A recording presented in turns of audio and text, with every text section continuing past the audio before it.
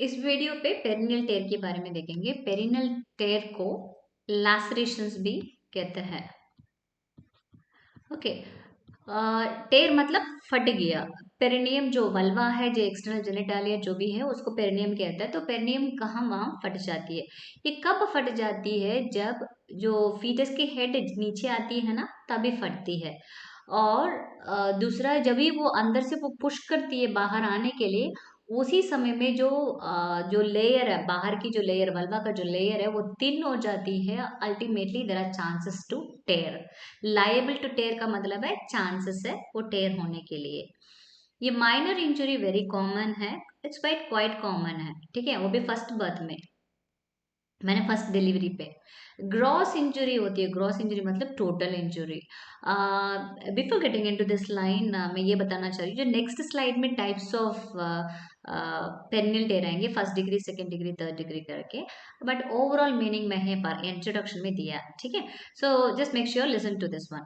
Gross injury मतलब यहाँ third और फोर्थ डिग्री, मतलब it is very very severe injury है, ठीक है। ये क्यों होती है? क्योंकि लापरवाही के कारण से हो सकता है। मीन्स इतना ही तो लोकल टर्म्स में मैं बोल सकती हूँ। बिकॉज सेकेंड स्टेज लेबर को मिसमैनेज करके किया हो, तभी ये वाला जो होता है। ओके, इसको अवॉइड करना चाहिए। ओके, पहले हम लोग टाइप्स ऑफ पेनियल टेयर के बारे में देखेंगे और पेनियल लैसरेशंस के बारे में। So look at this figure. ये है, दिस इज रेक्टम है, राइट, और दिस इज वेजाइना, और ये है, it is bladder, this is urethra. So अभी जो बात है, यहाँ पर इसी को बोलते हैं पेरिनियम। यहाँ पर पेरिनियल टेयर होने का चांसेस होते हैं। Before getting into the image, late me explain you. ये देखो, ये एनल स्फिंक्टर है, राइट, ये इंटरनल है, ये एक्सटर्नल है। ये बीच में जो देखो ट्रायंगल एक पिरामिड शेप में होता है, ये फाइब्रोमस्कुलर मास है। तो ये, इसको बोलते हैं पेरिनियल बॉडी कहते हैं, पेरिनियल बॉडी। ओके। और ये जो है वेजिनल म्यूकोसा। सो अभी एग्जाम्पल, यहाँ पर फीटस आ रहे, ये जैसे आते आते क्या करेगा, ये फट के सीधे यहाँ पर ये भी फटने का चांसेस होगी। तो अल्टीमेटली क्या होगा, इसका जो एनस की पार्ट यहाँ पर फट जाएगी, अल्टीमेटली वो प्रॉब्लम हो सकता है। सो थर्ड और फोर्थ डिग्री बोला ना, अभी एक एक करके देखेंगे।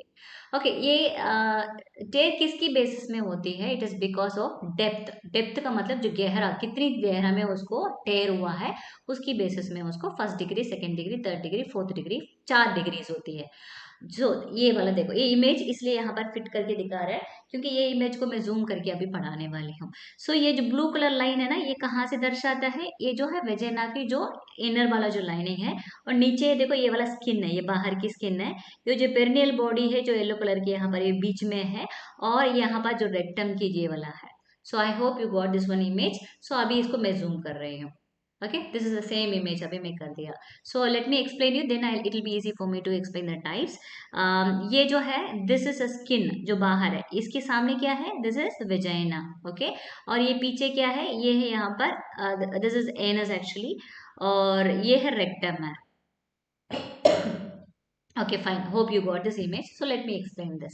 सो यहाँ पर जो है, फीटस यहाँ पर इस रास्ता में आ रहा है, आते आते क्या करेगा, ये सब, ये जो फोर्थ सेट है यहाँ पर जो स्किन के साथ जो अटैच है, जो लेबिया माइनर आके अटैच कर रहे हैं, राइट, तो यहाँ पर ये फट जाएगा fourth set. Okay, so this is only skin, और वेजिनल थोड़ा म्यूकोसन में फट जाएगा, that is called as a first degree tear कहता है। Okay, only it is superficial, और थोड़ा से मसल्स में प्रॉब्लम होगी। जो सेकेंड डिग्री टेयर होता है, इसमें स्किन भी, वेजिनल म्यूकोसा भी होगी, फिर पेरिनियल बॉडी भी होगी, और जो स्किन भी होगी, तीनों हो गए, है ना।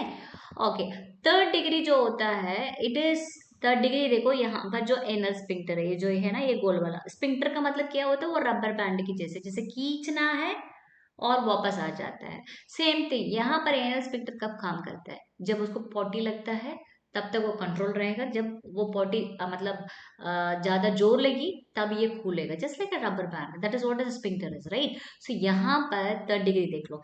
थर्ड डिग्री एक तो वेजिनल म्यूकोसा में हो गया, और बीच में जो पेरिनियल बॉडी में भी, और स्पिंक्टर में आके यहाँ पर, एनल स्पिंक्टर में भी, मसल में आगे यहाँ पर आके लगा दी, और लास्ट में स्किन में भी हो गया। ये चारों में इसमें आती। प्रॉब्लम ये कब होती है? जब एनल स्पिंक्टर एक्सटर्नल स्पिंक्टर में हो गया है, जब भी वो पॉटी करती है, तो प्रॉब्लम होगा ही होगा।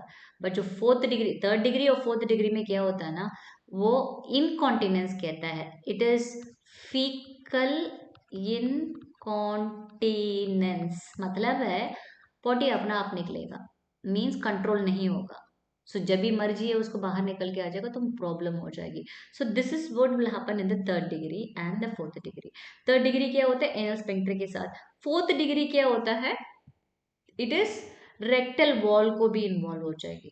रेक्टल वॉल, फिर ये जो स्फिंक्टर और perineal body and then the vaginal wall.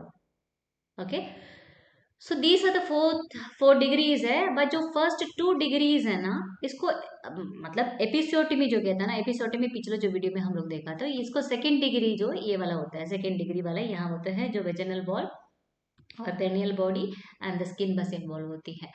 But बाकी जो फर्स्ट टू डिग्री नॉर्मल है। Okay, it is not that going to that worse, ये जल्दी ठीक हो जाएगा। बट जो थर्ड डिग्री और फोर्थ डिग्री में तो एनल स्पिंक्टर का इन्वॉल्वमेंट है। सो अगेन वो पेशेंट को प्रॉब्लम होने के चांसेस होते हैं जब भी वो डिफिकेट करता है। डिफिकेट मतलब वही पॉटी करती है। So reasons for the third degree and the fourth degree क्यों है? सबसे पहले ओवर स्ट्रेचिंग। जब भी बच्चा बाहर आता है, जो उसका हेड है ना, उसके ऊपर बहुत जोर लगाते समय में ज्यादा स्ट्रेच होती है। इन केस वो जो पेरिनियम है इनएलास्टिक है, इनएलास्टिक मतलब वो रबर बैंड के जैसे काम नहीं कर रहा है, मीन्स इट्स नॉट इलास्टिक। सो वो क्या होते हैं, अंदर से पुश करते समय में और ओवर स्ट्रेचिंग हो, नहीं तो रैपिड स्ट्रेचिंग हो। रैपिड मतलब फास्ट, एकदम स्पीड में आती है। मीन्स उसको रोकने के लिए बोलना पड़ेगा पेशेंट को, वो पुश करती जाएगी, पुश करते जाएगी तो रैपिड स्टिचिंग होती है। तो अल्टीमेटली उसमें भी थर्ड डिग्री और फोर्थ डिग्री होने का चांसेस होता है। So risk factors for the third degree perineal tear और फोर्थ डिग्री, उसमें दोनों इन्वॉल्व है। थर्ड डिग्री का मतलब वही सीवियर है, बिग बेबी और macrosomic baby, weight is more than 3 kg। कैसे पता चल जाएगा? अल्ट्रासाउंड करके देखेंगे तो बच्चों को अप्रोक्सीमेटली उसका फीटल वेट पता चल जाएगी। डायबिटिक मदर हो, उनका बच्चे को बड़ा होने का साइजेस मतलब पता चल जाएगी अप्रोक्सीमेटली। इन दैट केस इसको थर्ड डिग्री पेरिनियल केयर के लिए पहले से उसको एपिसोटमी के लिए प्लान करना चाहिए। और नल्ली पैरिटी और प्राइमरी ग्रेविडा इसमें होते ही है, क्योंकि नल्ली पैरिटी मतलब इट इज जीरो। पैरिटी मतलब जो डिलीवरी नहीं हुआ। डिलीवरी का मतलब क्या होता है, 28 वीक्स का जेस्टेशन के बाद जब डिलीवरी होती है उसी को बोलते हैं इट इज पैरिटी। ओके, जो एक बार भी डिलीवरी नहीं हुआ मीन्स प्राइमरी ग्रेविडा मतलब फर्स्ट प्रेगनेंसी, दोनों एक ही है। प्रेगनेंसी मतलब इट इज प्रेग्नेंट ही हुआ नहीं, बट ये डिलीवरी नहीं हुआ नली पैरिटी। इन दोनों केसेस में भी वो जो पेरिनियम है टाइट रहती है, इसी के कारण से होने का चांसेस होता है। Outlet contraction with narrow pubic arch. Okay, जो ट्रांसवर्स डायमीटर ऑफ आउटलेट कहता है ना, इसी को TDO कहता है। सो ये स्टिल बाइट्यूबरस जो है, ये वाला जो डिस्टेंस है, ये हाथ अच्छे से क्लेंच फिस्ट वहां पर लगता है, 4 नकल्स कहता है, ये एडिक्वेट होना चाहिए। सपोज वो कम है, इसको आउटलेट कंट्रैक्शन कहते हैं, बिकॉज दिस आउटलेट वो कंट्रैक्शन हो जाता है वो। और दूसरे जो प्यूबिक आर्च भी नैरो होती है। फॉर एग्जाम्पल जो ये थंब है, ये इंडेक्स फिंगर है, एडिक्वेट स्पेस होना चाहिए। ओके, मिनिमम 90 डिग्री इसमें आसपास में इसको पूरा एंगल बनती है। बट यहाँ पर देखो, ये जितना लंबा खींचेंगे उतना लंबा डिस्टेंस दिखाई देगा, बट इसमें ये जितना भी खींचेंगे थोड़ा ही डिस्टेंस, इसमें आप खुद स्ट्रेच करके देखना थोड़ा ही डिस्टेंस होगा। इसका मतलब 60 टू 50 टू 60 डिग्री होगा। सो इन दिस केस इसमें पता चल जा रही है, तो इसमें भी चांसेस ज्यादा होती है। Next, shoulder dystocia. शोल्डर मतलब अबनॉर्मल, डिस्टोर्शन में something is abnormal labour and shoulder, वहां पर जो ट्रांसवर्स पोजीशन में शोल्डर रहेगा, ट्राई करते जाएंगे ना, कितने भी ट्राई करेंगे तो होने का चांसेस नहीं होता है। बट वर्शन करके एक प्रोसीजर है, उसमें करने से चांसेस होगी, बट स्टिल शोल्डर डिस्टोर्शन में चांस नहीं है, तभी भी ट्राई नहीं करना चाहिए। और फोर्सेप्स डिलीवरी, ये जो फोर्सेप्स है ना इस प्रकार की, इसको बोलते हैं ना ढंग से लगाए नहीं है, मतलब इट स्टिक से नहीं लगेगा तो प्रॉब्लम हो जाएगी, तो अल्टीमेटली वो फटने का चांसेस होती है।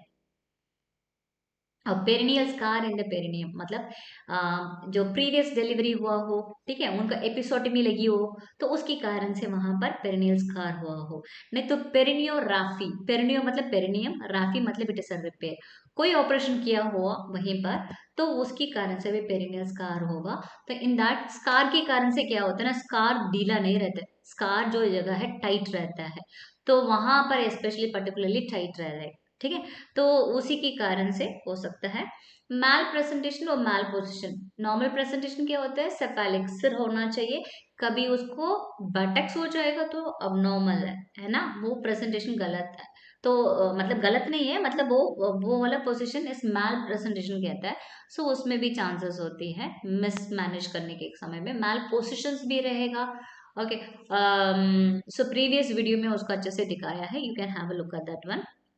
ओके, जो पोजीशन जो होती है नॉर्मली, जो एल ओ ए होता है, L O A is here, यहाँ पर एल ओ ए होगा, नहीं तो आर ओ ए होगा। इस पोजीशन छोड़ के कोई और पोजीशंस होती है, उसी को मैल पोजीशंस कहता है। तो in that case also 3rd-degree perineal tear is possible. और face delivery, okay, face to pubis delivery, face delivery जो भी है, ये वाला फेस पहले आती है, बट पहले क्या आना चाहिए, ये वाला आना चाहिए। ओके, ये आ जाएगा तो आराम से हम लोग हैंडल कर सकते हैं। In this case is also, यहाँ पर ये आते आते थोड़ा बहुत इधर उधर टेयर कर देगा। And this is a mid line episiotomy, ये तो बिल्कुल देना ही नहीं है, 2.5 सेंटीमीटर तक यहाँ पर सीधा जो फोर्सेट से सीधा एक लगाएंगे, इसको मिड लाइन एपिसियोटमी कहता है। बट ये बच्चा बाहर आते आते हम लोग बच्चे को सिर को देखेंगे, हम ध्यान पूरा उसी के ऊपर होगा, अल्टीमेटली यहाँ पर सपोर्ट नहीं होगा, वो सीधा टेयर होकर यहाँ पर आ जाएगा। That's why they avoid this mid line episiotomy. Last में एक प्रिसिपिटेट लेबर होती है। लेबर जो होती है, मतलब नॉर्मल लेबर है, मिनिमम उसका 14 घंटा होती है मिनिमम। ओके, सो 14 घंटे का में हो जाता है प्राइमी प्राइमी ग्रेविडा में, मल्टी ग्रेविडा में 6 घंटा में हो जाता है, बट यहाँ तो 3 घंटे में हो जाता है प्रिसिपिटेट लेबर। देखो उसको स्पीड कितना है, वो स्पीड गाड़ी हो ना तो कुछ भी हो, अल्टीमेटली क्या होता है, एक्सीडेंट होते हैं ना। तो सेम थिंग यहाँ भी एक्सीडेंट होकर उसका पेरिनियल टेयर हो जाता है। And spontaneous delivery without assistance, कोई भी असिस्टेंस नहीं है, क्योंकि वहां पर कोई तो उसको बच्चा आते समय में हेड को पकड़ना चाहिए, वो हेड को पकड़े नहीं है तो अपना आप वो घूमते घूमते लास्ट में वो फटने का चांसेस होता है। That is why this 3rd-degree perineal tear occurs. Okay, since that perineum is liable to tear, मतलब क्या क्या लक्षण है जो टेयर होने का चांस है। नंबर 1, पेरिनियम स्ट्रेच नहीं होगी, जितनी भी वो अंदर से पुश हो रही है उसको बाहर आने नहीं देगी, और रेसिस्टेंस होगा वहां से, बच्चे को जिससे वहीं अंदर ही रुक जाएगा, बट कोशिश तो करे वो बाहर आने के लिए नहीं आ पा रहा है। और दूसरा, वहां पर होते होते बहुत टाइम लग जाएगा, वहां पर एडिमा हो जाएगी, एडिमा मतलब सूज जाएगा ज्यादा से। और तीसरा जो है, ट्रिकलिंग ऑफ ब्लड, ट्रिकलिंग का मतलब बूंद बूंद वहां पर ब्लड निकलेगी, क्योंकि जब हेड आती होगी ना दोपहरनियम पे, वहां पर कहीं ना कहीं उसको प्रेशर देके वहीं पर कोई तो ब्लड वगैरह जो ब्लड वेसल तो फट गया होगा, तो इसलिए थोड़ा थोड़ा उसको बूंद बूंद, बूंद बूंद, ट्रिकलिंग का मतलब बूंद बूंद, ओके, ड्रिबलिंग कहता है, वो ब्लड होने का चांसेस होती है। ब्लूइश अपीयरेंस है, इमेजिन, ओके, हेड पूरा वहां पेरिनियम है, आसपास में बाहर निकला नहीं है, वहीं पर बहुत देर खड़ा है, तो क्या होगा, अड़ोस पड़ोस में जो भी ब्लड वेसल्स है वहां पर प्रेशर देगा, प्रेशर देने के कारण से वहां ब्लड सप्लाई नहीं जाएगी, तो ब्लूइश डिस्कलरेशन हो गई है ना। तो धीरे धीरे वो व्हाइट हो जाएगी, शाइनी हो जाएगी और ट्रांसपेरेंट भी हो जाएगी। कैसे इसको प्रिवेंट कर सकते हैं perineal tear, especially second stage of labour पे। जो principal management, okay, what is this thing is, जो भी वहां पर वल्वा में आ रहा है, जो वेजिनल इंट्रोइटस में जो आ रहा है, वेजिना में जो बाहर निकल के आ रहा है, वहां पर एक हेड आती है और शोल्डर, ये दोनों को डायामीटर छोटा होना चाहिए, तब वो आराम से उसको सपोर्ट करके आएंगे, तो आना चाहिए। तो उसको मैनेज करने का काम एक मिडवाइफ का है, वो देखना है। जब भी हेड पहले आती है बाहर, you have to give more attention to that, और कंट्रोल करना चाहिए। कंट्रोल कैसे करेंगे, और एक हाथ को ऊपर रखेंगे इस प्रकार की, राइट। सो जो है इसको पूरा यहाँ पर एक हाथ सपोर्ट करेगा और नीचे से भी यहाँ सपोर्ट करेगा, ये actually you have to keep a pad, otherwise ये एक व्हाट इज दैट, एक छोटे से ग्रीन टाल मीन्स लाइक स्टेराइल वाला है वो, यहाँ नीचे सपोर्ट करने के लिए और प्लस यहाँ ऊपर आने के लिए। हाथ डायरेक्टली नहीं लगाना है, लगाएंगे ना तो इसके कारण से भी प्रेशर होती है, ये भी फटने का चांसेस होता है। ओके, जब भी बच्चा जब आता है, देखो ये वाला जो पैराइटल बोन्स कहता है, ये पैराइटल बोन्स है। Okay, parietal bones. सो यहाँ पर ये पोस्टीरियर पार्ट है, राइट। यहाँ पर जो है ट्रायंगुलर शेप में जो फॉन्टेनल्स होती है यहाँ पर। सो एंटीरियर में ये जो है एंटीरियर फॉन्टेनल ब्रेगमा भी कहता है ना, तो ये। सो यहाँ पर जब देते समय में इसको जो हेड ये वाला पहले है, इसको कंट्रोल करना चाहिए, यहाँ कंट्रोल करना चाहिए, राइट। ये कंट्रोल करेगा, इसको डिसेंट का पोजीशन में इधर नीचे है, इसको थोड़ा बहुत उसको प्रेशर करके नीचे करेगा, मतलब उसको जल्दी से उसको एक्सटेंशन करने के लिए नहीं देना चाहिए। सो ये अवॉइड करेगा, अल्टीमेटली सपोर्ट हो जाएगा। सो स्पॉन्टेनियस फोर्सिबल डिलीवरी को अवॉइड करने के लिए पेशेंट को क्या बोलना है, कंट्रैक्शन का समय में जोर नहीं लगाना है। अगेन आई एम रिपीटिंग, जब भी उसको दर्द आती है पेशेंट को मत बोलना लगा लगा लगा करके, जस्ट लीव इट। एक्चुअली जब ये करता है, ये जब भी कंट्रैक्शंस नहीं होती है और एंड ऑफ द कंट्रैक्शन में ही बच्चे को हेड मतलब जो डिलीवरी फीटल हेड को डिलीवरी करना चाहिए, ठीक है। जैसे कंट्रैक्शंस खत्म हो जाएगी तभी इसका हेड को मतलब डिसेंट के लिए असिस्ट करना चाहिए। एपिसोडमी जब जरूरत लिखा है, इंडिकेटेड है तो देना चाहिए। अदरवाइज मेक श्योर एक तो हेड बाहर निकल के आने के बाद जो बाइसैक्रोमियल डायमीटर होता है, okay what is that biacromial diameter, this is what the biacromial biacromial diameter का मतलब है जो outermost part of the shoulders, okay सबसे आउटर मोस्ट शोल्डर को देखो। हेड को तो हम लोग कितना पढ़ा था, इट इज ओनली ये इतना है ना, ये वाला जो डायमीटर है, okay. So it is mostly approximately what is that suboccipital pragmatic होता है, it is 9.5 सेंटीमीटर होता है, वही पहले आती है। बट जो बाइसैक्रोमियल डायमीटर देखो 12 सेंटीमीटर है। सो यहाँ ये आने के बाद यहाँ थोड़े से गैप है, तभी भी ये भी आना, तो इसको भी कंट्रोल करना चाहिए। और जब आते समय में मेक श्योर दैट शोल्डर भी अंदर से वो रोटेट हो। मैकेनिज्म ऑफ लेबर में एक बार और देख लेना, जो भी पार्ट आती है पेल्विक फ्लोर में वो टर्न होगा जब तक वो सिम्फाइसिस प्यूबिस तक आने तक। तो हेड तो बाहर आने के बाद जब ये वाला जो शोल्डर आती है वो भी इंटरनल रोटेशन होती है, तो वो समय तक थोड़ा इंतजार करना पड़ेगा, अदरवाइज वो वल्वा में आते आते वहीं पर रोटेट होगा। सो अगेन वहीं पर फटने का चांसेस होता है, that is why we have to wait. और दूसरा जो है, जो ऑक्सीपुट को फ्लेक्शन का पोजीशन में रखना है, ओके। बच्चे को फेस यहाँ पर आसपास में है, राइट, इसको नीचे तरह से करेंगे, उसको फ्लेक्शन को पोजीशन में ही रहेगा, राइट। सो तो उस समय में रहेगा तो यहाँ पर इसको जोर नहीं लगेगा। सो तो डायमीटर क्या आएगी, सो डायमीटर ये आएगा, ये सब ऑक्सीपिटो प्रेगमेटिक आ जाएगी। अदरवाइज जो पीछे से ऑक्सीपिटो फ्रंटल जो डायमीटर हो जाएगा यहाँ पर, इसके पीछे में रहेगा ना ऑक्सीपुट, सॉरी ऑक्सीपुट ये है, यहाँ पर फ्रंटल है, ये 10 सेंटीमीटर डायमीटर हो जाएगा। बट बात ये है सब ऑक्सीपिटो जो प्रेगमेटिक होता है 9.5 centimetre, means what I want to make it very clear is, इसका हेड को नीचे करेंगे सो उसको डायमीटर जो है सब ऑक्सीपिटो प्रेगमेटिक होगा, तो हेड को नीचे करना चाहिए। So maintain the flexion, to rapid extension को अवॉइड करना चाहिए हेड में स्पेशली, और एक्टिव एक्सटेंशन हो जाएगा क्राउनिंग का समय में प्रॉब्लम हो जाएगी, so you have to support that. Finally keep hands off the perineum. So perineum में हाथ जोर से मत लगाना, जब आते समय में बस थोड़ा सपोर्ट दे देना, बट प्रेशर फिंगर्स के कारण से नहीं रखना, बिकॉज आप और रखेंगे तो और थोड़ा वहां ब्लड सप्लाई कम हो जाने लगेगा, ब्रूविसिंग हो जाएगा, मतलब अंदर ही अंदर उसको चोट लगने लगेगा, that will be leading to the tear. So patient को क्या बोलना है, breathe the head out, means लगाओ अच्छे से सांस लो, उसके बाद जोर लगा दो, वो बच्चा बाहर आ जाएगा, इतना ही बोलना है, ओके। एंड पेशेंट को जबरदस्ती उसको सांस लेने के लिए बोलना है। जो एक्सपायरेशन करता है ना, मतलब जो सांस लेता है छोड़ता है ना, छोड़ने के समय में जबरदस्ती छोड़ना नहीं है, बट सांस लेना बहुत जोर से लेना है और अंदर से रुकवाना पड़ेगा, तब वो उसको पुश, जब दर्द खत्म हो जाती है उसके बाद उसको पुश करने के लिए बोलना है।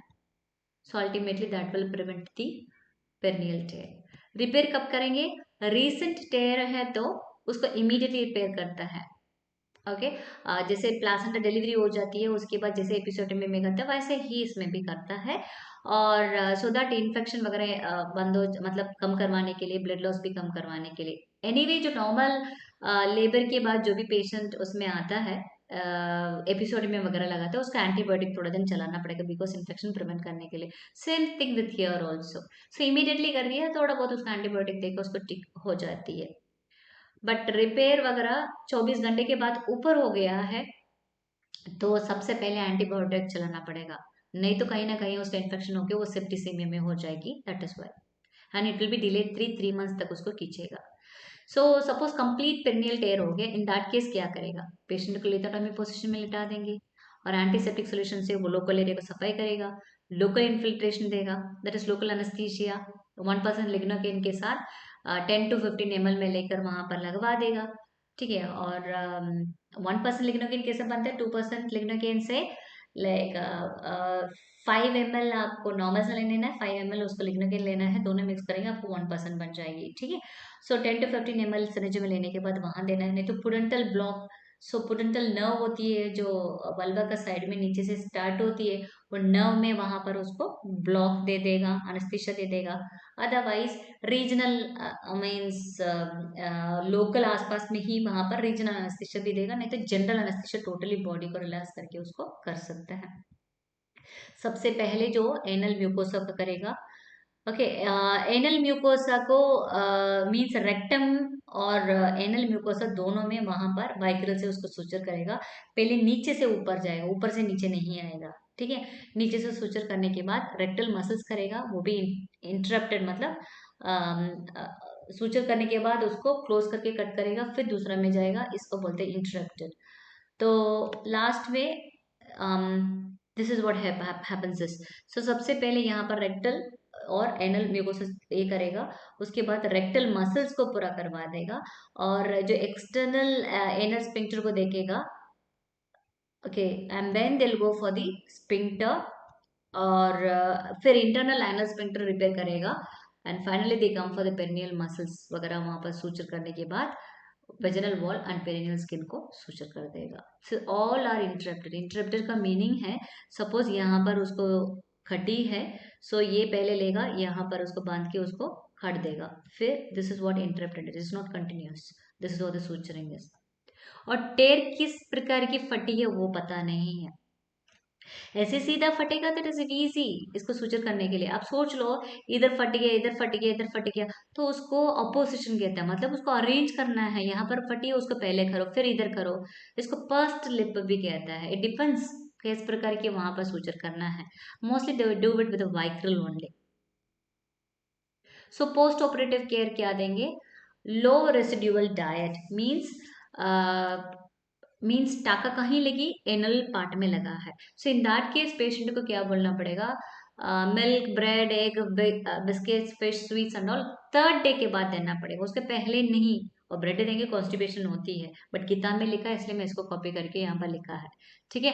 सो लो रेसिड्यूअल डाइट का मतलब है सॉलिड डाइट नहीं, उसको लिक्विड डाइट दे सकते हैं। 2-3 दिन उसको लेना बहुत इंपॉर्टेंट है, क्योंकि वो यूरिन जितना करे कोई प्रॉब्लम नहीं है, उसके ऊपर प्रेशर ना पड़े। और लैक्टुलोज जो है 8 ml देता है। Okay, this will prevent it's constipation. Otherwise liquid paraffin भी देता है। और सेकेंड डे से उसको स्टार्ट करेगा और 15 ml तक उसको और बढ़ते, मतलब 15 ml तक उसको लेके जाएगा 3rd डे से।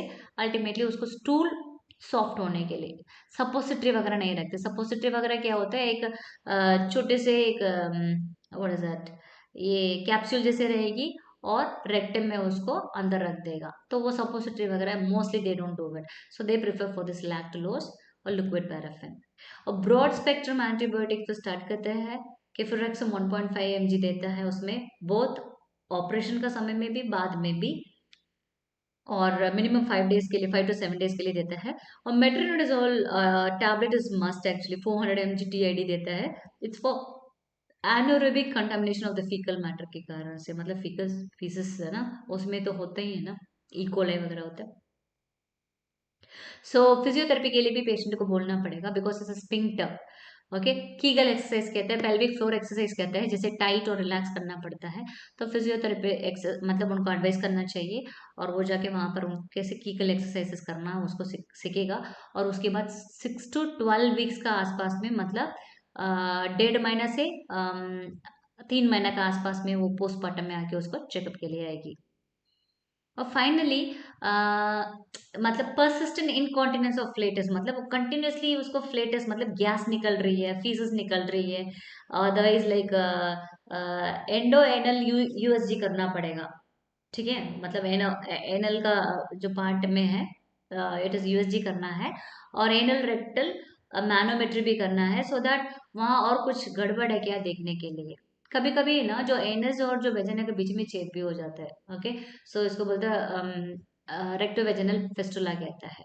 So that also will be another problem. तो इसलिए उसको कोलोरेक्टल सर्जन के साथ उसको कंसल्ट करना चाहिए इन that case. So wound care कैसे करेंगे? Ambulation after 24 hours important. बिस्तर में लेटे रहेगी, प्रॉब्लम होगी, वो बिस्तर से उठेगा आराम से, वो उठने के समय में भी पेशेंट को करवाट करके उठने के लिए बोलना है, अचानक उठ के बैठना नहीं है। सो जैसे वो आराम से बैठेगी, बैठते समय में उसको उसके बाद उसको धीरे धीरे वो वॉक करेगी। और advised to keep the wound area clean and dry after every micturition and defecation। जब भी पॉटी करते, जब भी सुसु करने के लिए जाती है, उसको उस जगह को अच्छे से साफ करने के लिए बोलना है सोप एंड वाटर से।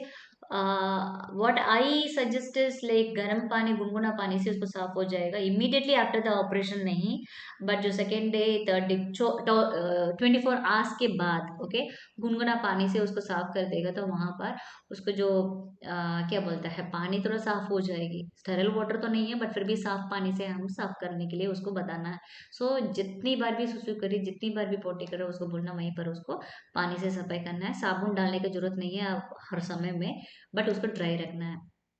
और सैनिटरी पैड्स एवरी 6 आवर्ली उसको चेंज करने के लिए बोलना है, and when ever it is necessary, because starting में तो डिलीवरी के बाद 14 दिन तक उसको लोकिया वगैरह होने का चांसेस होगी, इसलिए हाई प्रोटीन डाइट भी देखना है। Because protein is a body builder.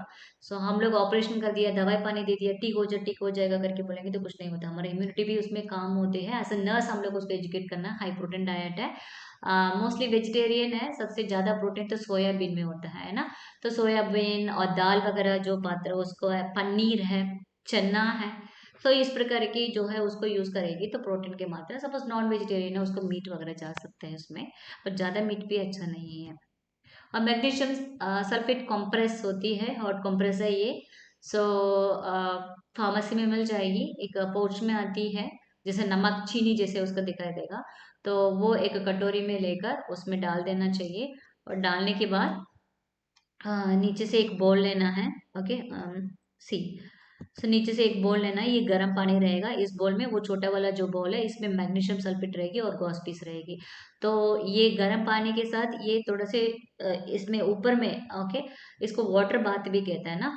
तो इसमें अंदर रखने के बाद ये गॉस पीस उठा के उसके बाद निचोड़ कर उसको, और लास्ट में वहां पर टाका में लगा दिया, तो सूजन है वो सब कुछ खत्म हो जाता है। Magnesium sulphate is good actually as far as I have seen in with my personal experience. जिसको ज्यादा ही सूजन होता है, सूजन को कम करवाने के लिए मैग्नीशियम सल्फेट थेरेपी यूज किया गया है। इंफ्रारेड थेरेपी, जो लाइट है, जो है रेड लाइट है ना, तो वो स्टैंड है, वहां पर उसको पेशेंट को क्लीन करके मतलब ये वॉइड करके अच्छे से साफ करके आएगी, तो उसके बाद वहां क्लीन ड्राई करने के बाद ये लाइट को फोकस करेगा वहां पर जहां पर टाका है।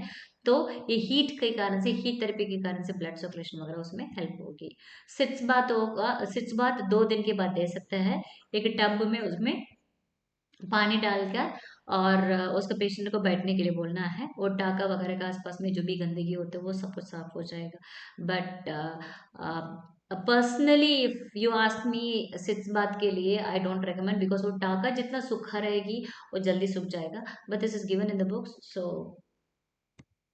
सो advice to keep the thighs opposed, मतलब दोनों जो पैर है ना, वो दोनों एकदम साथ साथ रखना पड़ेगा, मतलब फैलाना नहीं। उस प्रकार की तो अलग अलग खींचेगा ना, तो टाका भी खींच के वो फटने लगेगा। और उसके बाद वुंड गैपिंग हो जाता है। वुंड गैपिंग का मतलब क्या होता है? वुंड डेहिसेंस भी वही मीनिंग है, मतलब बीच में गैप हो जाती है वुंड के बीच में। So no sexual contact for at least 2 to 4 weeks, थोड़ा से वो हील हो जाए, at least minimum 2 weeks. So advice to review with doctor if infection है तो, कुछ वहां पर पस आ रहा है, मूत बोलते हैं ना, पस वगैरह आ रहा है, नहीं तो वहां पर पूरा रेडनेस दिखाई दे रहा है, डिस्चार्ज निकल रही है, नहीं तो टाका ऊपर नीचे चल रही है, तो इस प्रकार की कुछ भी है उसको इन्फॉर्म करने के लिए बोलना है। वुंड में गैपिंग भी हो रहा है, वहां पर बहुत ही ज्यादा दर्द कंटिन्यूअसली चल रही है, तो वो भी देखना पड़ेगा। क्या मालूम, वो टाका तो ऊपर लगी होगी पर टाका के नीचे में कहीं से हेमाटोमा बन गया होगा, मतलब क्लॉट बन के वहां पर रहा होगा, तो उसको फिर टाका को खोलना है, फिर उसको हेमाटोमा का उसको निकालना है, साफ करना है, उसके बाद फिर उसको रीसुचरिंग करना पड़ता है। तो इसलिए उसको परसिस्टेंट दर्द है तो इन्फॉर्म करने के लिए बोलना है। बट थोड़ा बहुत तो हो गई दर्द, ओके, क्योंकि चोट है ना। और non steroidal anti inflammatory drugs वो पेन के लिए दे सकता है, अनाल्जेसिक भी इसमें एंटी इन्फ्लेमेटरी भी है, दिस इज एक्चुअली गुड। सो हमारे हॉस्पिटल में I think they give diclofenac, that's the best drug. Paracetamol also commonly दिया जाता है, पहले इबुप्रोफेन देता था। Okay, so before getting into the conclusion, what I want to tell you is a perineal tear prevent करने का जो है सेकेंड स्टेज में, it is all with nurses, I mean with the midwife. So we are supposed to manage, इसको बोलते हैं vigilant, means caring for the patient, means you have to watch कहाँ से क्या प्रॉब्लम हो रहा है, कहाँ गड़बड़ हो रही है, तो तुरंत उसको सपोर्ट देना, ये करना आपका हाथ में है। So related to this topic, you can look at the description below.